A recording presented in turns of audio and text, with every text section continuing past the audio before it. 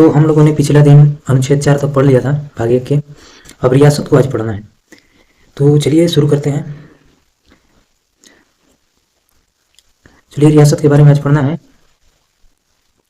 कहता है कि ऐसा क्षेत्र जो ब्रिटिश साम्राज्य द्वारा सीधे शासित नहीं थे बल्कि भारतीय शासकों द्वारा शासित थे, अर्थात ब्रिटिश राज्य के दौरान अविभाज्य भारत में स्वायत्त राज्य। देखिए, अंग्रेजों ने देशी रियासतों को 3 विकल्प दिया था। कहा था कि तुम पाकिस्तान में मिल जाओ या भारत में मिल जाओ या अपना स्वतंत्र देश बना। जब देश आज़ाद हुआ तो भारत में 552 से अधिक देशी रियासत थी। 552 देशी रियासतों को मिलाकर परिसंघ यानी फेडरेशन बनाना संभव नहीं था। इसलिए सरदार पटेल को जिम्मेवारी दी गई कि इसे मिलाकर संघ बनाइए यानी यूनियन बनाइए। किसको? सरदार पटेल को ये जिम्मेवारी दी गई। तो इस काम में 3 लोगों ने महत्वपूर्ण भूमिका निभाई। किसने? सरदार पटेल, बीपी मेनन और लॉर्ड माउंटबेटन ने। देखिए, इन लोगों ने सभी राज्यों को भारत में विलय करा दिया, है ना। किंतु 3 राज्य भारत में विलय के लिए तैयार नहीं थे। कौन कौन? हैदराबाद। देखिए, हैदराबाद का निजाम हैदराबाद को पाकिस्तान में मिलाना चाहता था, किंतु सरदार पटेल ने पुलिस की वर्दी में सेना भेजे, जिसे ऑपरेशन पोलो कहा जाता है। इसी के तहत हैदराबाद को 17 सितंबर 1948 को भारत में मिला दिया गया। देखिए, ऑपरेशन पोलो के तहत हैदराबाद को भारत में मिलाया गया। दूसरा था जूनागढ़। गुजरात का एक रियासत था जो पाकिस्तान में जाना चाहता था, किंतु सरदार पटेल ने जनमत संग्रह करा के उसे भारत में मिला लिया। फिर आपका तीसरा राज्य था जम्मू कश्मीर, है ना। क्या था? जम्मू कश्मीर था। यहाँ की जनता मुस्लिम थी, लेकिन राजा हिंदू हरि सिंह डोगरा शासक थे। उन्होंने कहा कि हम न भारत में रहेंगे और ना ही पाकिस्तान में रहेंगे, हम अपना स्वतंत्र देश बनाएंगे। तब तक पाकिस्तान के आतंकवादियों का घुसपैठ करा दिया। जब हरि सिंह को पता लगा कि अब हम बचेंगे नहीं, तब हरि सिंह ने नेहरू के पास आए और सरदार पटेल ने 26 अक्टूबर 1947 को विलय पत्र पर हस्ताक्षर कराकर भारत का अंग बना लिया। इन सभी देशी रियासतों को मिलाकर एक भारत का निर्माण किया गया, जिसमें 4 राज्य ABCD में बांटा गया। ए मतलब देखिए ब्रिटिश प्रोविंस, वह राज्य जहां अंग्रेजों का शासन था, इसमें 9 थे। दूसरा B यानी प्रिंसली स्टेट, वह राज्य जहां देशी रियासतों का शासन था, 9 था। अब देखिए C प्रिंसली स्टेट, वह राज्य जहां देशी रियासतों का शासन था, 9। ये तो दूसरा हो गया। तीसरा कमिश्नरी, C में कौन था? कमिश्नरी, वह बड़े शहर जहां अंग्रेज केवल उस शहर पर कब्जा किए थे, इसकी संख्या था 10। डी में था यूनियन टेरिटरी, केंद्र शासित प्रदेश में 1 था। नए राज्यों की घटना हेतु प्रमुख समिति, एस्केथर समिति। एस्केथर समिति को जानते हैं? भाषाई आधार पर राज्यों की घटना के लिए सबसे पहले 1948 में एस्केथर आयोग की गठन किया गया, किंतु इसने भाषा के आधार पर राज्यों की गठन का विरोध किया। किसने? एस्केथर कमेटी ने। JVP समिति यानी जवाहरलाल नेहरू, पट्टाभी सीतारामैया और सरदार पटेल, इन्होंने भाषाई आधार पर राज्यों की गठन का विरोध किया। फिर 1952 ईस्वी में, कब? 1952 ईस्वी में तेलुगु भाषा के लिए अलग राज्य का मांग करते हुए पेटू श्रीरामालू भूख हड़ताल पर बैठ गए। उन्होंने 56 दिन तक भूख हड़ताल रखा। इसके बाद उनकी मृत्यु हो गई, जिसके बाद जनता का विरोध बढ़ गया। अंततः 1 अक्टूबर 1953 में मजबूर होकर तेलुगु भाषा के लिए एक अलग राज्य आंध्र प्रदेश का गठन किया गया। मतलब भाषाई आधार पर सबसे पहले किस राज्य का गठन हुआ? तो आंध्र प्रदेश का। आंध्र प्रदेश भारत, देखिए आंध्र प्रदेश भाषा के आधार पर गठित होने वाला पहला राज्य बना। कौन? आंध्र प्रदेश। अब देखिए था फजल अली आयोग। भाषाई आधार पर राज्यों की गठन के लिए 1953 में फजल अली आयोग की गठन किया गया। यह 3 सदस्यीय आयोग था, जिसके अन्य 2 सदस्य KM पणिक्कर और HN कुंजरू थे। इसने अपनी रिपोर्ट 1956 में दिया और भाषाई आधार पर राज्यों को कानूनी मान्यता दे दिया। इस आयोग के फलस्वरूप 7वां संविधान संशोधन 1956 में पारित हुआ, जिसके बाद ABCD को रद्द करके भाषाई आधार पर 14 राज्य और 6 केंद्र शासित प्रदेशों की गठन किया गया। देखिए 15वां राज्य गुजरात और महाराष्ट्र 1960, 16वां राज्य इंग्लैंड, 17वां हरियाणा, 18वां हिमाचल प्रदेश, 19वां मणिपुर। सही है, देख लीजिएगा। देखिए पेप्सू को देखते हैं। पेप्सू यानी Patiala and east Punjab state union, Patiala and Patiala and east Punjab state union. Punjab राज्य का पुनर्गठन शाह आयोग की सिफारिश पर हुआ। पेप्सी को 4 भागों में विभाजित किया गया हुआ। देखिए, हिमालय वाले क्षेत्र को हिमाचल प्रदेश, हिंदी वाले को हरियाणा, पंजाबी को पंजाब, यूटी को चंडीगढ़। इस प्रकार भारत एक विशाल साम्राज्य में सिमटकर 28 राज्य और 7 केंद्र शासित प्रदेश में रह गया। पहले केंद्र में 29 राज्य तथा 7 केंद्र शासित प्रदेश थे, लेकिन 2019 में जम्मू कश्मीर को राज्य का दर्जा हटाकर इसे 2 केंद्र शासित प्रदेश जम्मू कश्मीर और लद्दाख बना दिया गया। इसके बाद केंद्र शासित प्रदेशों की संख्या 9 हो गई, लेकिन 2020 में दादर और नगर हवेली तथा दमन और दीव को मिलाकर एक केंद्र शासित प्रदेश बना दिया गया। अब वर्तमान में 28 राज्य और 8 केंद्र शासित प्रदेश। तो भाग 2 में है नागरिकता यानी सिटीजनशिप। इसको पढ़ना है। भाग 2 में क्या है? नागरिकता। हमें नागरिकता को पढ़ना है। चलिए तो देखते हैं नागरिकता को विस्तार से। देखिए, कोई भी देश अपने मूल निवासियों को कुछ विशेष अधिकार देता है। इन अधिकारों को ही नागरिकता कहते हैं। भारत में कार्य नागरिकता है, अर्थात हम केवल देश के नागरिक हैं, राज्य के नागरिक नहीं है, बल्कि राज्य के क्या होते हैं? हम लोग निवासी होते हैं। देखिए, नोट में दिया गया है, 3 नोट से लिखे। पहला है कि भारत में नागरिकता ब्रिटेन से लिया गया है। भारत की नागरिकता कहाँ से लिया गया है? ब्रिटेन से लिया गया है। नागरिकता का पहला विवरण किसने दिया था? अरस्तु ने दिया था। नागरिकता का पहला विवरण किसने दिया था? अरस्तु ने दिया था।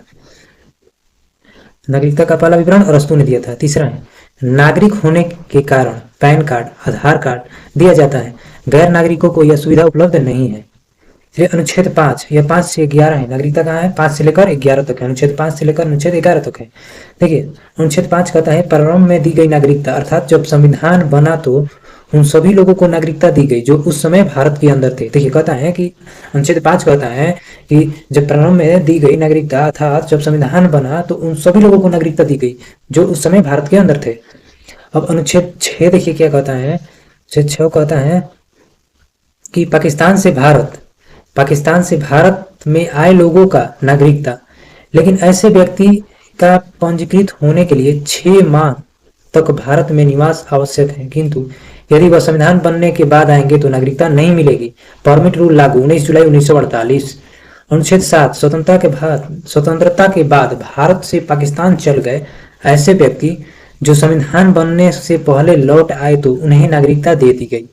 अनुच्छेद 7 में यह प्रावधान है कि जिस व्यक्ति ने 1 मार्च 1947 के पश्चात भारत से पाकिस्तान के लिए प्रयोजन कर लिया हो, वह भारत का नागरिक नहीं समझा जाएगा, किंतु यदि वह अस्थायी रूप से भारत लौटने के लिए अनुमति लेकर वापस आता है तो उसकी नागरिकता के संबंध में वही नियम लागू होगा।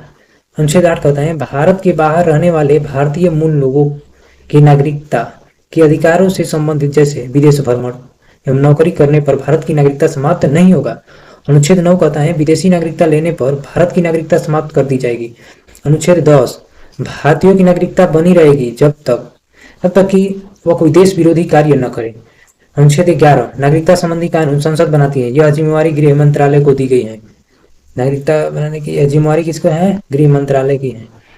देखिए, नागरिकता प्राप्त करने की 5 विधियां हैं। नागरिकता प्राप्त करने की कितनी विधियां हैं? 5 विधियां हैं। तथा नागरिकता समाप्त करने की 3 विधियां हैं। प्राप्त करने की 5 विधि, समाप्त करने की 3 विधि। तो चलिए इसको देखते हैं। भारत में नागरिकता प्राप्त करने की कितनी विधि है? 5 विधि हैं। 5 विधियां हैं। कौन कौन? पहला देखिए, जन्म के आधार पर। संविधान लागू होने के बाद भारत में जन्म लेने वाले सभी बच्चों को नागरिकता दी जाएगी यदि उनके माता पिता भारत के नागरिक हो। हम सभी को इसी विधि द्वारा नागरिकता प्राप्त है। दूसरा है नागरिकता प्राप्त करने की दूसरी विधि वंश के आधार पर। विदेश में जन्म लेने वाले बच्चे को भी नागरिकता दी जाएगी यदि उसके माता पिता या दोनों में से कोई एक भारत के नागरिक हो, जैसे शिखर धवन का बच्चा, सानिया मिर्जा का बच्चा। तीसरा है अर्जित भूमि के आधार पर। किसी विदेशी कहता है कि अर्जित भूमि के आधार पर किसी विदेशी क्षेत्र को भारत में मिला लेने पर वहां के लोगों को नागरिकता दे दी जाएगी। जैसे सिक्किम को भारत में विलय होने के बाद वहां के निवासियों को भारत की नागरिकता दे दी गई। बांग्लादेश के परगना जिले को नागरिकता। चौथा है पंजीकरण के आधार पर यानी रजिस्ट्रेशन के आधार पर। इस विधि द्वारा नागरिकता प्राप्त करने के लिए व्यक्ति को 7 साल लगातार भारत में रहना होता है। इस विधि द्वारा राष्ट्रमंडल के देशों को नागरिकता दी जाती है। अगला है 5वां है देशीकरण के आधार पर। देखिए, देशीकरण के आधार पर वैसा व्यक्ति जो भारत के 8वीं अनुसूची में से कम एक भाषा को जानता हो, भारत के प्रति सकारात्मक सोच रखता हो, वैज्ञानिक या कला में निपुण हो तथा लगातार भारत में 12 वर्ष तक रहा हो, उसे देशीकरण विधि द्वारा नागरिकता दी जाती है। जैसे मदर टेरेसा को भारत की नागरिकता में हुए संशोधन वर्ष 1986 में, 1992, 2003, 2005, 2015, 2019, कब 1986, 1992, 1986, 1992, 2003, 2005, 2015, 2019 में संशोधन किया गया। नागरिकता संशोधन अधिनियम 2019 के तहत अफगानिस्तान, बांग्लादेश और पाकिस्तान से 31 दिसंबर 2014 को या उससे पहले भारत में प्रवेश करने वाले हिंदू, सिख, बौद्ध, जैन, पारसी और ईसाई के अवैध प्रवासी नहीं माना जाएगा। इन समूहों के लिए 11 वर्ष की अनिवार्यता को घटाकर 5 वर्ष कर दिया गया। अब देखिए एनआरआई क्या होता है, चलिए जानते हैं एनआरआई आखिर क्या है। नॉन रेसिडेंट इंडियंस, वह नागरिक जो वर्तमान में भारत में नहीं रह रहा है लेकिन वह भारत का नागरिक है, वह विदेश में 6 माह से ज्यादा पढ़ाई या नौकरी के लिए चला गया हो तो उसे एनआरआई कहा जाता है। ओवरसीज नागरिकता, इसे 2005 में लक्ष्मी मल सिंधवी समिति द्वारा जोड़ा गया। ये बड़े बड़े उद्योगपतियों को दिया जाता है जो विदेशी नागरिकता ग्रहण कर लिए हैं। इस नागरिकता को प्राप्त करने वाले व्यक्ति बिना वीजा के भारत आ सकते हैं भारत, है ना। उसका वीजा आजीवन मान्य रहता है, देखिए नोट नंबर 1, एनआरआई को भारत में मताधिकार, संवैधानिक पद, भारत में शिक्षा, भारतीय मुद्रा खाता खोलने की सुविधा प्राप्त है, जबकि विदेशी नागरिक ओवरसीज सिटीजन को केवल भारत में शिक्षा और भारतीय मुद्रा में खाता खोलने की सुविधा प्राप्त है, न कि मताधिकार और संवैधानिक पदों का अधिकार प्राप्त है। 9 जनवरी 1915 को महात्मा गांधी के दक्षिण अफ्रीका की यात्रा से भारत लौट के आने के उपलक्ष्य में इस तिथि को प्रवासी भारतीय दिवस मनाया जाता है। कब? 9 जनवरी को। 9 जनवरी को प्रवासी भारतीय दिवस, पता नहीं 9 जनवरी को प्रवासी भारतीय दिवस मनाने की सिफारिश डॉक्टर एल.एम. सिंघवी की अध्यक्षता में की गई थी। नागरिकता को समाप्त करने के लिए 3 शर्त है। नागरिकता को समाप्त करने के लिए कितने शर्त है? 3 शर्त है ना। पहला है बर्खास्तगी, दूसरा स्वैच्छिक त्याग, तीसरा वंचित विधि। देखिए अगर इसको देखते हैं बर्खास्तगी को, यदि कोई व्यक्ति विदेशी नागरिकता ग्रहण कर ले तो उसकी भारत की नागरिकता समाप्त कर दी जाएगी।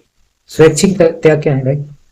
यदि व्यक्ति भारत की नागरिकता अपने इच्छा अनुसार छोड़ दे तो उसकी नागरिकता समाप्त हो जाएगी। तीसरा है वंचित निधि, सरकार उस व्यक्ति की नागरिकता रद्द कर देगी जो व्यक्ति संविधान में आस्था न रखे, देश विरोधी कार्य करे, पागल हो जाए, धोखे से नागरिकता ग्रहण कर ले या बिना बताए लगातार 7 वर्ष से अधिक विदेश में रह जाए।